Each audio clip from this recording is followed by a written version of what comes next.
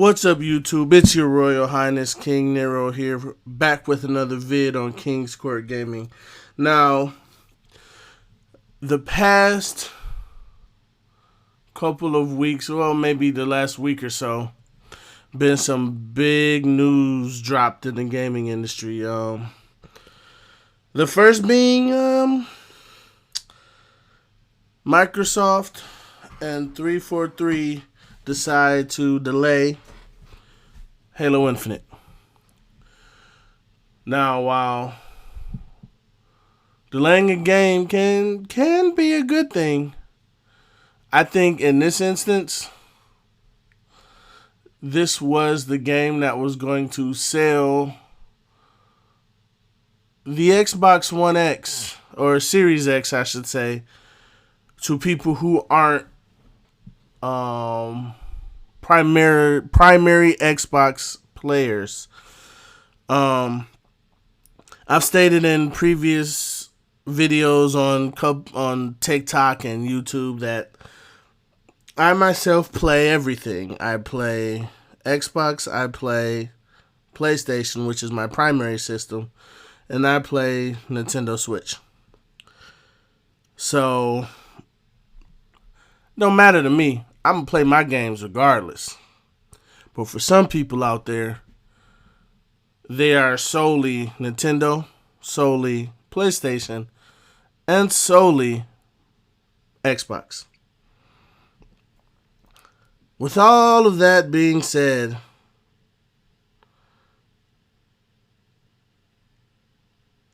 while I do think Xbox is going to sell well in the fall, honestly, outside of graphics, what real reason is there to own a Series X? Microsoft has already stated that every game that you saw will be playable via the Game Pass. And where can you use the Game Pass?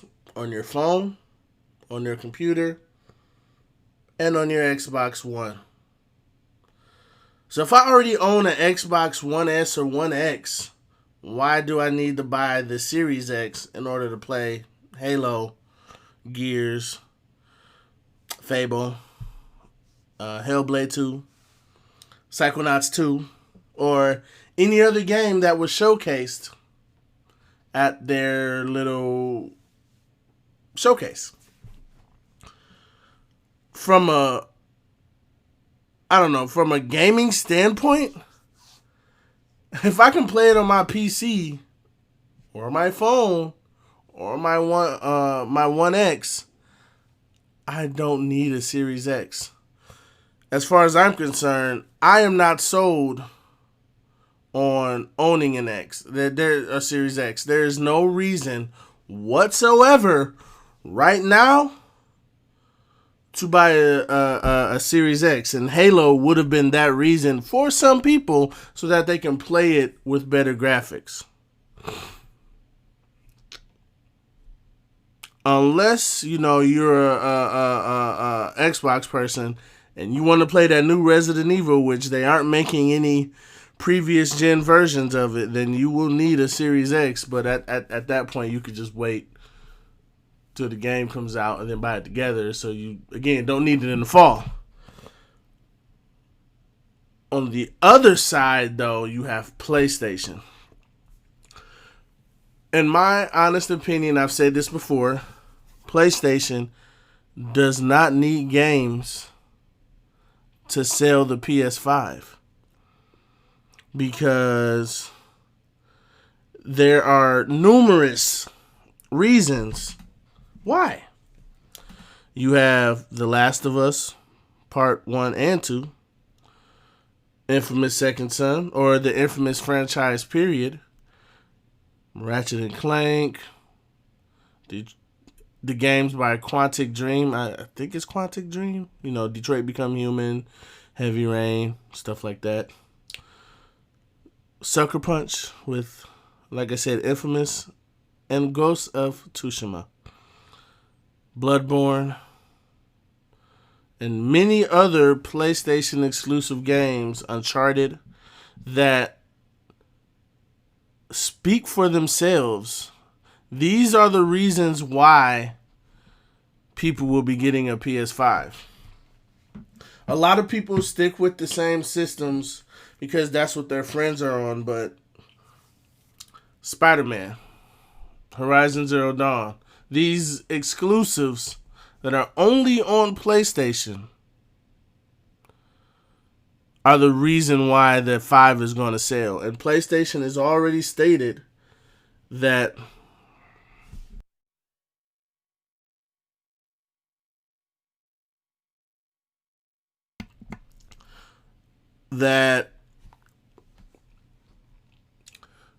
they will only be making their first-party games on the PS5. That is a reason in and of itself to own a PS5 starting this fall, because we know that we're going to get Spider-Man Miles Morales. We might get Ratchet and Clank. There might be some other games that have not been announced yet that we're going to get in the fall with the system. But honestly, that's not the reason why I said all of this. That was kind of just some things I've been thinking about. The real kicker here is Ghost of Tsushima. Now, I know in the past, Microsoft has stated we want to focus on live action games and that the single player experience is gone. I wholeheartedly disagree. Again, God of War, for all intents and purposes, Red Dead Redemption 2, because online wasn't released until later. Red Dead Redemption 2 is what sold the game. The online was just extra. Ghost of Tsushima, Days Gone, a majority of PlayStation exclusives, even Nintendo exclusives, Zelda, Mario, the Pokemon. Granted, there's a competitive aspect to Pokemon, but Pokemon is not a live service game. It's not a true multiplayer game. You just can battle people, but for all intents and purposes, you play the story single player until you find that team that you can take online to play with other people. But I digress. Ghost of Tsushima, in my opinion, has proven once again that Microsoft needs to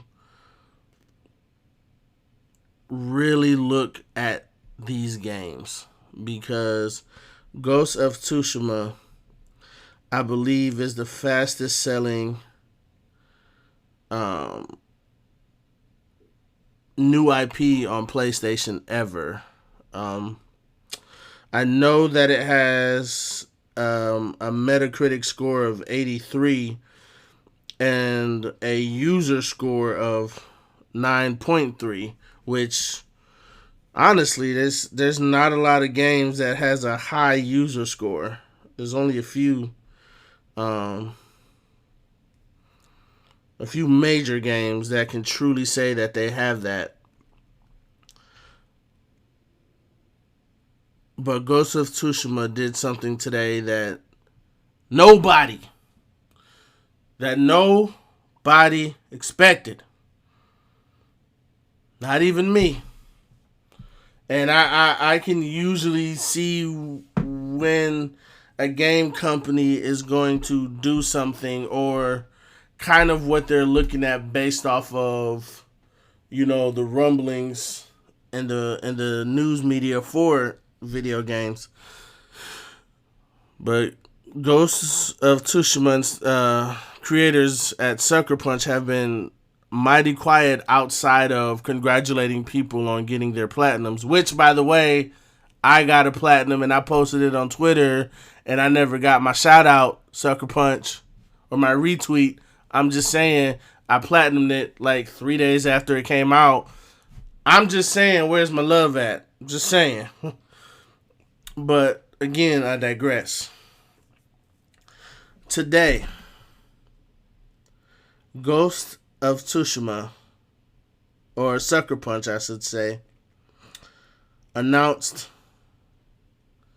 a multiplayer co-op experience that will be releasing in the fall of this year. And it's going to kind of focus more so this time around on the fantastical side of Japan and its mythology, where you're going to play as one of 4 different types of character classes. You're going to have your samurai, your hunter, your ronin, and your assassin, all with each of their own abilities, I would assume. Another thing that's going to be part of it is that there will be story missions, but those are 2-player co-op, which I'm perfectly fine with. But you will also have your horde experiences where it'll be kind of like, your normal typical horde mode.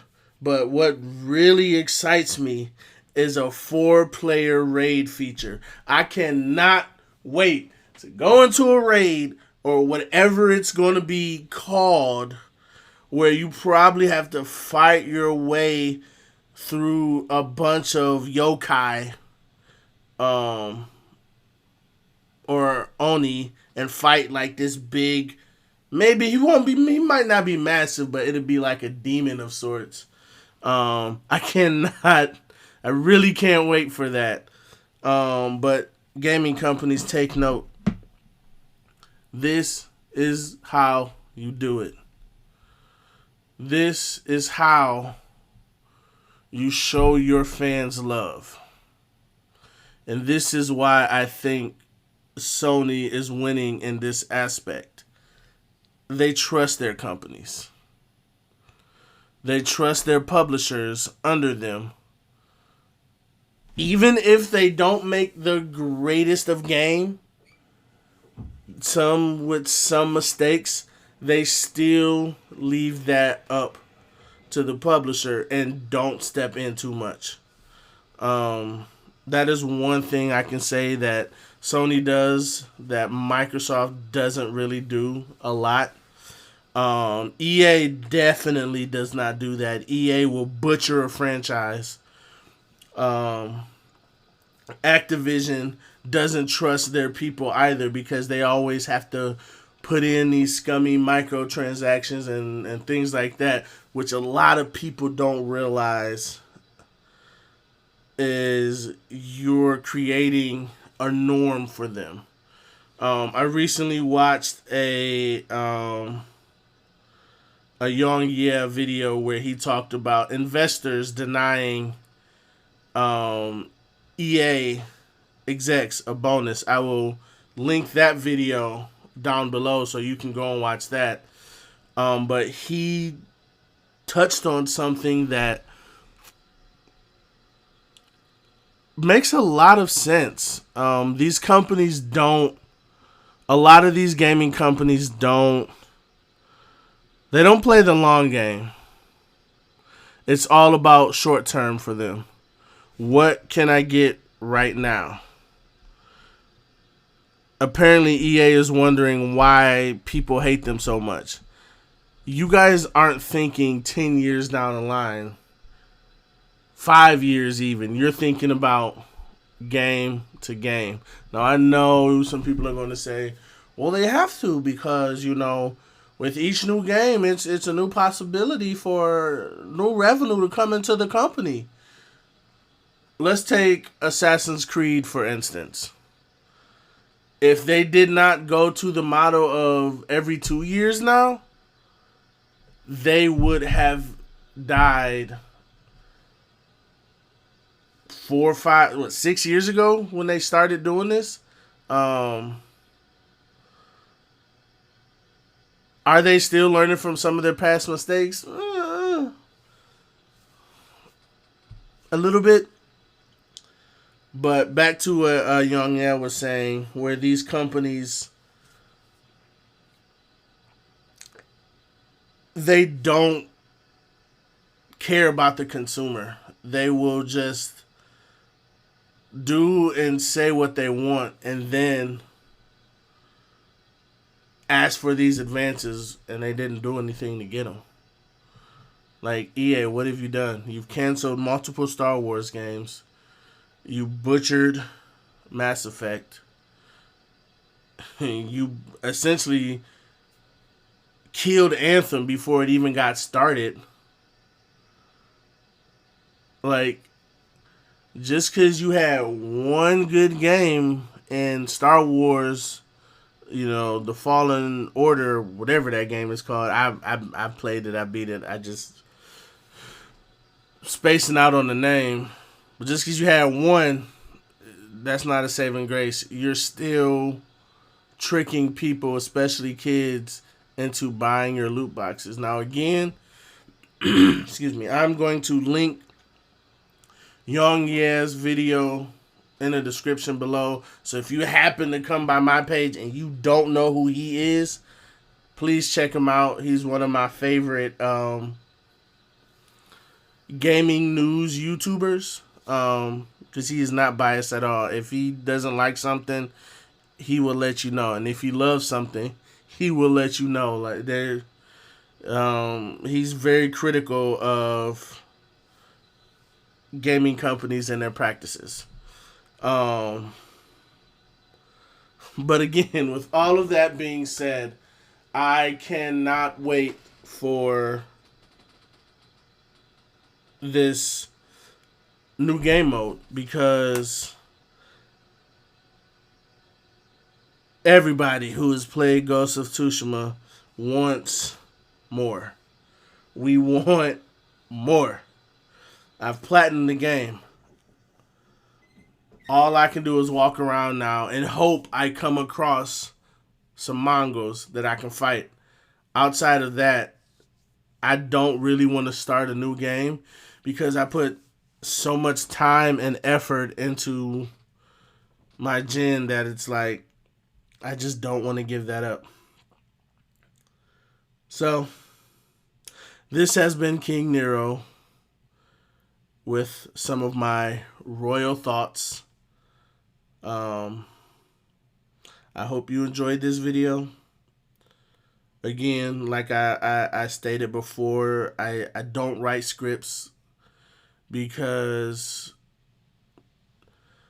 my thoughts are always changing. They're ever changing. ADHD. What can I say? Maybe I'll start in the future once my channel gets bigger, but this is just who I am. I'm kind of all over the place. As you'll see by the games that will be featured on this channel. But I just wanted to make this video because this is some stuff that I've been thinking about the past couple of days. Was it 100% coherent? No. But again, I'm King Nero, and these were my royal thoughts. Thank you for listening. King's Court Gaming out. Peace.